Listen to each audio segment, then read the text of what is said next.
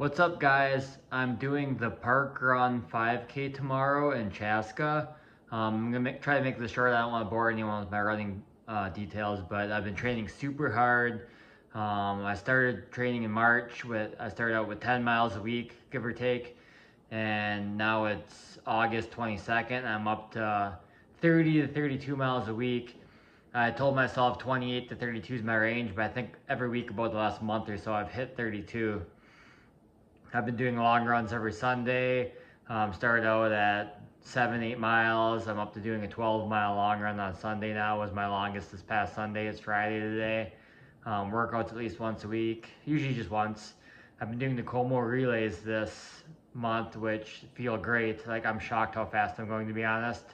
Now, looking back at my last 5K, my goal was to break 22, my goal was to break 21, and that was July 4th. The heat index that day at the time of the run ended up being already 90 degrees Fahrenheit, and there was no way I was breaking that. That being said, I ran 22:57. My goal was under 21, so I was 2 minutes slower than what I had hoped for.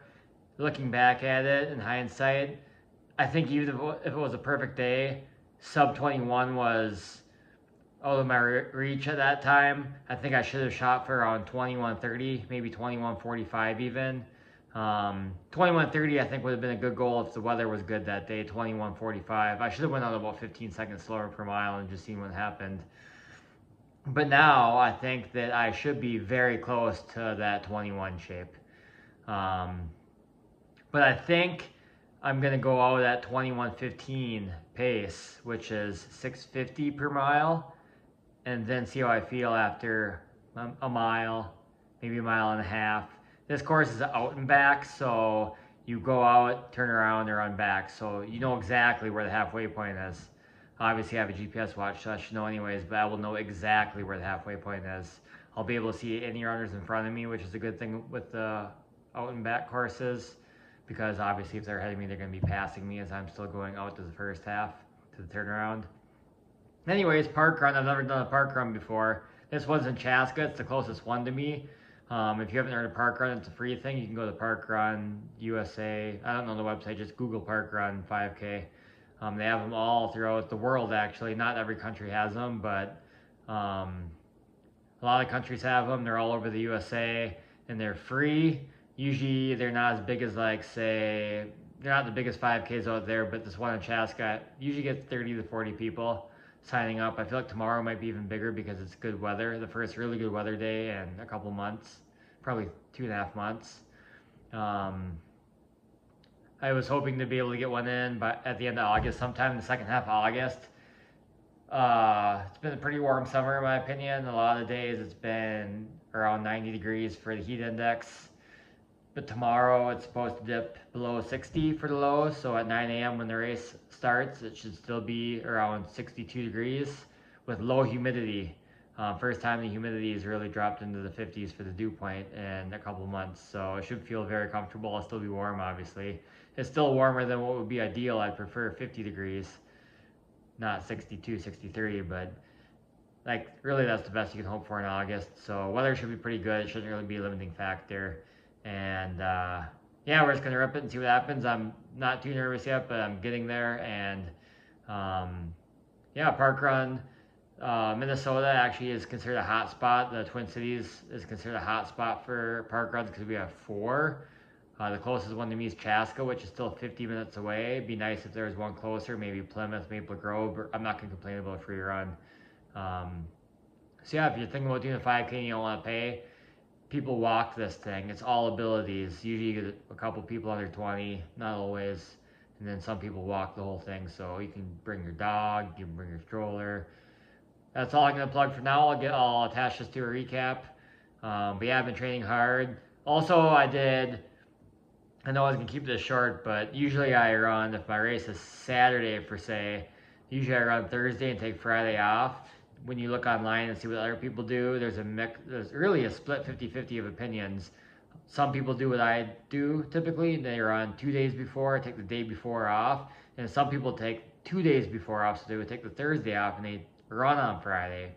because they say if they don't run Friday, their legs feel stale and slow. And obviously they just run a small amount slow and then do some strides, which is a couple pickups at the end, to try to get some springiness feeling in their legs. I did that today. I didn't run yesterday, and I ran today. So if I do bonk tomorrow, I'll blame it on that. Running, 16, 15 hours before the race is something I've never done before. I only did 2.5 miles with some strides, slow, but not to make a preemptive excuse or anything, because if I break 21, I'll be happy, and if I run 22, 30 or 25 minutes or 30 minutes, I'll be pissed. Obviously I'm not going to do 30, but like no one else really cares. It's not like I'm racing to beat anyone specifically, so it's not an excuse. It's just hopefully I can go, if not 21, hopefully like 21:15, but yeah, I should be somewhere in that 21 to 21:30 range realistically. If I can't break 21:30 again, I'll be quite surprised. My kilometers at Como Relays 2 days ago were actually average 4:08 pace, and tomorrow I'm only trying to average 4:12 pace. And the Como Relays is a hard course, but I've been training on hills for my half marathon that's coming up in 2 months, and the Como Relays feels so easy this year. I think definitely my hill training's been paying off. Anyways, this video's too long already, so we'll catch you tomorrow. Hey guys, so I wanted to just give a recap while I do my cool down run. So it's gonna be shaky, but hopefully it's windy too. Hopefully the sound comes through well. So my unofficial time was 20:53, which I'm super happy with, and I took a wrong turn. And not that this, like, obviously it doesn't matter because this course was still pretty, not flat actually, but not super hard. But the Como Lake Parkrun people said is quicker for sure. They said, like, they didn't even hesitate to say that, so I'm gonna try that next time. But so with 20:53, my average mile would have been about 644 per mile. But my goal is to start at 650.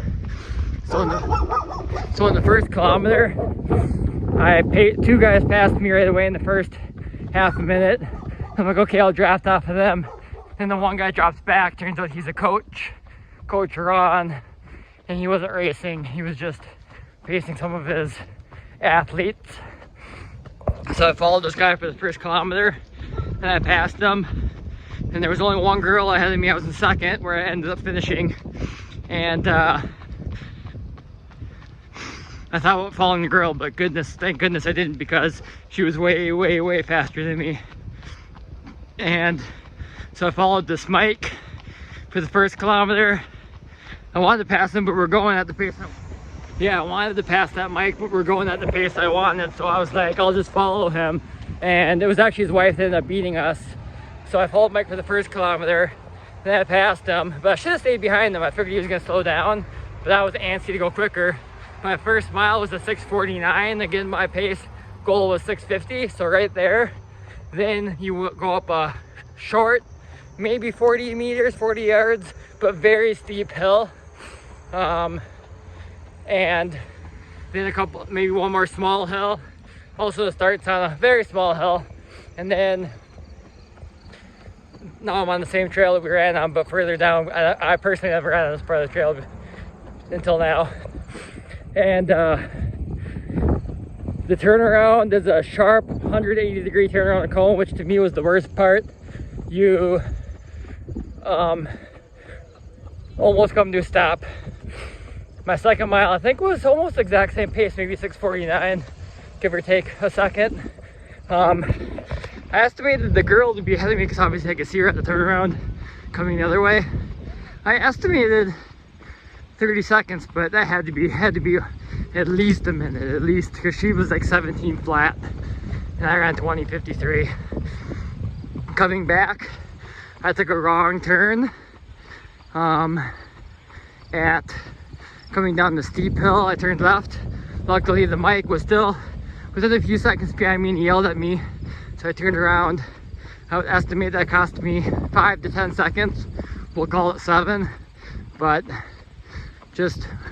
I probably only went 10 meters off the way, but just stopping and turning around and starting again adds time and effort. And I was burning pretty good here. This was almost 2 miles in. Now, And even though it was cooler out today, the last mile, maybe 3/4 of a mile, was in the sun. I was feeling warm and I was feeling very, very, very tired. But I think I managed my last mile in about a 6:40. Might have been quicker, because I think it would have had to been quicker to get the time I got. One other spot, the spot where I turned wrong, that was my fault for not paying attention.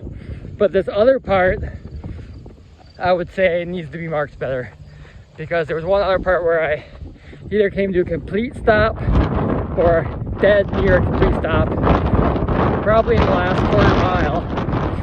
And there were lines pointing towards me, sidewalk chalk. They drew on the road lines. They were pointing towards me, and the trail split. So the trail split this way and straight, and the lines were pointing this way just before the straight. So I didn't know if they were telling me to go that way or what, but so I stopped, or almost did. I think I maybe did, and I just said this way or straight, and luckily Mike told me straight. And then I kicked it in as good as I could. Didn't have a great kick, but maybe a little bit of a kick. And I got 20:53. I would guess it was maybe 20:54, 5. Still under 21, which was my goal. So, and the girl that won, apparently, I don't know her last name, her name is Margaret, but she qualified for the Olympic trials in the marathon, the last marathon, so 2024. And her and Mike are going to Sydney next week already to try to qualify again. So they are like, he's like fast obviously, but he's not pro or anywhere near it. He just does it every now and again for fun, and she's like super into it and super fast obviously. But good run, good day. 20:54, 3, whatever it was. I'll put the exact time in the description with my mile splits on a day that, yes, cooler than it has been, still not like the pristine temperatures, and the course with some hills. I mean, temperature, hills, and taking the wrong turn. I think all these things put together could add up to 30 seconds. And like, also I didn't taper for this either. I ran the Como Relay 3 days ago. I was pretty tired up till today actually. Yesterday I went for a small short run and my legs felt pretty sore and tired. Not completely fried obviously, but definitely not fresh or poppy. So I think like in a couple of months I'm not going to do one again because I have other races coming up I'm focused on. But I think come this fall, I'm not going to say I can break 20, but and it was pretty windy today too. I'll say I knew at the beginning that the wind, it was mostly a crosswind, but I knew there might be a little bit of tailwind or headwind at the beginning, which is, drafting's always good, but partially why I drafted. And then I knew just before the turnaround there's gonna be a tailwind. If I could do over, I would have followed Mike for the first 4 kilometers and only passed him with a kilometer to go, but going sub 20 sounds impossible to me. I mean, I know it's not, but I know that it's like, realistically though, the way training is going, I should be able to do that in November, December. I'm gonna for sure do a 5K either in November or December, if not before then. So that's it for now, and thanks for watching if you did, and I'll keep you posted.